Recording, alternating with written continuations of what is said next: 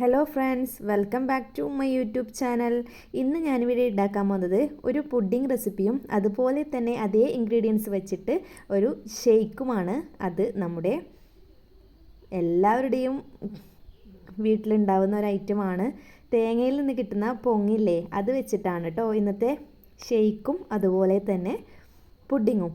പാർട്ടിയൊക്കെ ഉണ്ടാവില്ലേ, അപ്പോൾ നിങ്ങൾക്ക് ഉണ്ടാക്കാൻ പറ്റിയ ഒരു ഐറ്റം തന്നെയാണിത് എന്ന് നമുക്ക് എങ്ങനെയാണ് ഉണ്ടാക്കുന്നതെന്ന് നോക്കിയിട്ട് വരാം. ഇതാണ് കേട്ടോ നമ്മുടെ പൊങ്ങ്. എല്ലാവർക്കും അറിയുന്നതായിരിക്കാം, അതുപോലെ തന്നെ എല്ലാവരുടെ വീട്ടിലും ഉണ്ടാകുന്ന സാധനമായിരിക്കും. പിന്നെ തേങ്ങയുടെ ഏറ്റവും നമുക്ക് പോഷകമായിട്ടുള്ള ഒരു ഭാഗമാണിത്. തേങ്ങ വെള്ളത്തിനേക്കാളും അതുപോലെ വെളിച്ചെണ്ണയേക്കാളും പിന്നെ ഒരു പോഷക സമൃദ്ധമായ ഒരു ഐറ്റമാണ് തേങ്ങയിൽ നിന്ന് കിട്ടുന്നത്. പിന്നെ എനിക്ക് ഇത്രയാണ് കിട്ടിയിട്ടുള്ളത്. ഇത് ഞാൻ രണ്ടായി പിന്നെ എടുക്കുകയാണ്. പകുതി പിന്നെ പുഡിങ്ങിനും അതുപോലെ നേർ പകുതി പിന്നെ ജ്യൂസിനും എടുക്കുകയാണ് നമ്മുടെ. അപ്പോൾ ഇത് കട്ട് ചെയ്യേണ്ടത് അതിൻ്റെ താഴ്ഭാഗത്ത് വരുന്ന വേരൊക്കെ കളഞ്ഞ് ചെറുതായി കട്ട് ചെയ്തെടുക്കുകയാണ് വേണ്ടത്. എന്നാൽ നമുക്ക് കട്ട് ചെയ്തിട്ട് ചെയ്യാം. ഇതാ ഞാൻ കട്ട് ചെയ്തെടുത്തിട്ടുണ്ട്. ഇതുപോലെ ചെറുതായി കട്ട് ചെയ്യുക. നേർ പകുതി ഭാഗം പുഡിങ്ങിനും നേർ പകുതി ഭാഗം ഷെയ്ക്കിനും എടുക്കാം. ഞാൻ ആദ്യം പുഡിങ്ങാണ് ഉണ്ടാക്കുന്നത്. അതിന് ഇത് നമുക്ക് ജ്യൂസാക്കി എടുക്കണം. ഞാനൊരു മിക്സിയുടെ ജാർ എടുത്തിട്ട് അതിലേക്ക് നമ്മുടെ ഹാഫ് ഭാഗം പൊങ്ങിട്ടിട്ടുണ്ട്. അതുപോലെ 1 കപ്പ് പാലൊഴിച്ചു. 2 കപ്പാണ് ഞാൻ അതിലേക്ക് ഒഴിക്കുന്നത്.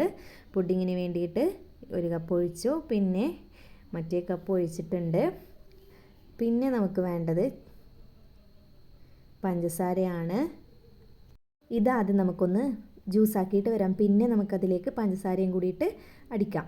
ഞാനിതാ 1/2 കപ്പ് പഞ്ചസാര എടുത്തിട്ടുണ്ട്. നിങ്ങളുടെ മധുരം അനുസരിച്ച് പഞ്ചസാര നിങ്ങൾക്ക് എടുക്കാം കേട്ടോ. പഞ്ചസാരയും കൂടിയിട്ട് നല്ലപോലെ മിക്സ് ചെയ്ത് അതുപോലെ നമ്മുടെ ചൈന ഗ്രാസും മെൽറ്റ് ചെയ്തെടുത്തിട്ടുണ്ട്. അപ്പോൾ ചൈന ഗ്രാസ് നമ്മുടെ ഈ ജ്യൂസിലേക്ക് ഒഴിച്ചിട്ട് മിക്സാക്കി എടുക്കുക. ചൈന ഗ്രാസ് നല്ലപോലെ മിക്സ് ആകണം.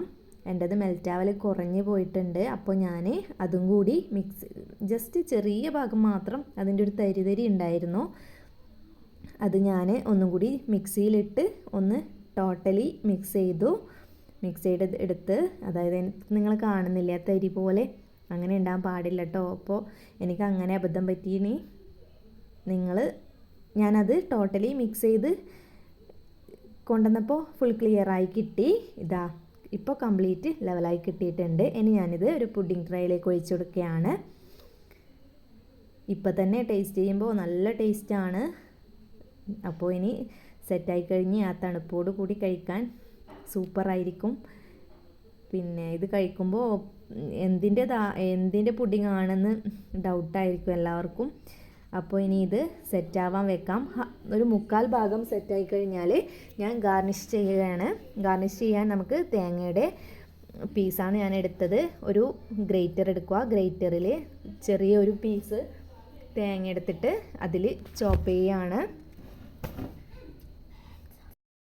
2-3 പീസ് തേങ്ങ ഞാൻ എടുത്തിട്ടുണ്ട്. ഇത് മുഴുവനും എനിക്ക് ആവശ്യം വന്നിട്ടില്ല. ഞാനത് ഷെയ്ക്കിലും കൂടി ഒന്ന് ഗാർണിഷ് ചെയ്യാൻ എടുത്തതാണ്.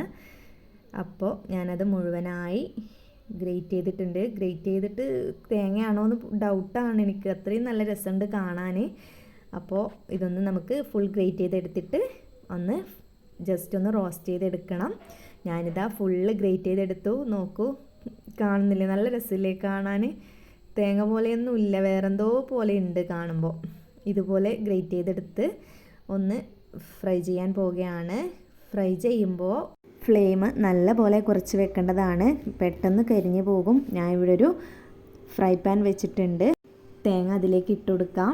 അതിലേക്ക് ഓയിലൊന്നും ഒഴിച്ചു കൊടുക്കണ്ട. പിന്നെ പ്ലെയിൻ ആയിട്ട് തന്നെ ഇതിട്ട് കൊടുക്കുക.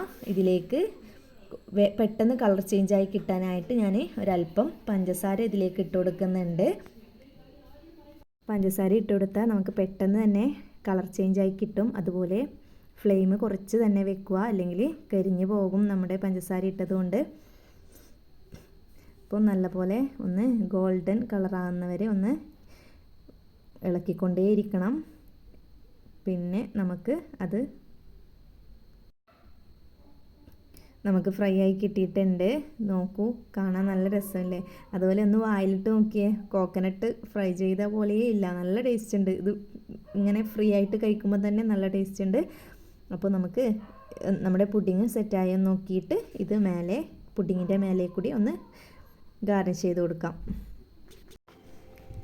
നമ്മുടെ പുഡിങ് ഇവിടെ 3/4 ഭാഗം സെറ്റായിട്ടുണ്ട്. ഇനി നമുക്ക് നമ്മുടെ ഫ്രൈ ചെയ്ത് വെച്ച കോക്കനട്ട് എടുത്ത് ഗാർണിഷ് ചെയ്ത് കൊടുക്കാം. ഞാനിത് മുഴുവനായും ഗാർണിഷ് ചെയ്ത് കൊടുക്കുന്നുണ്ട്. നിങ്ങളുടെ ഇഷ്ടം പോലെ കുറച്ചിടണമെങ്കിൽ കുറച്ചിട്ട് കൊടുക്കാം, എങ്ങനെ വേണ്ടതെന്ന് വെച്ചാൽ ചെയ്യാം. ഇതിൻ്റെ കൂടെ കഴിക്കുമ്പോൾ നല്ല ടേസ്റ്റാണ്. നമ്മൾ ഫ്രൈ ചെയ്ത കോക്കനട്ട് മാത്രം തന്നെ ഒന്ന് ജസ്റ്റ് നിങ്ങൾ കഴിച്ചു നോക്കണം, സൂപ്പർ ടേസ്റ്റ് തന്നെയാണ്.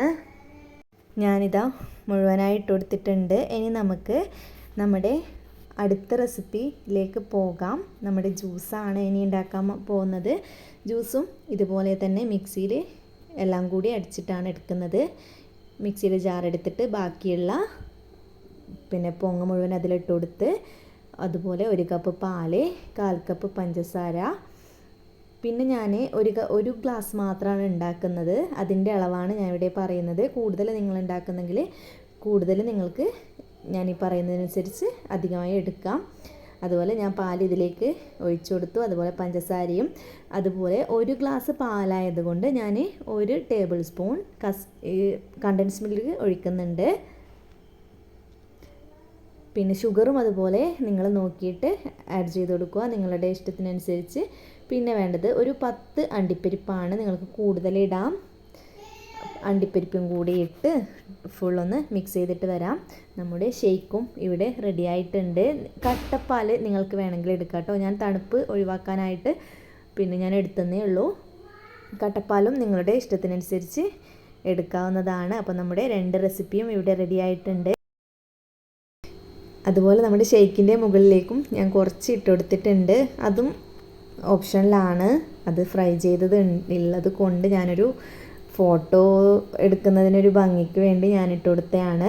ഈ 2 റെസിപ്പിയും നിങ്ങൾക്ക് ഇഷ്ടമായെങ്കിൽ നിങ്ങൾ ഉണ്ടാക്കി നോക്കിയിട്ട് കമൻസ് പറയണം. അതുപോലെ എൻ്റെ ചാനൽ സബ്സ്ക്രൈബ് ചെയ്യണം.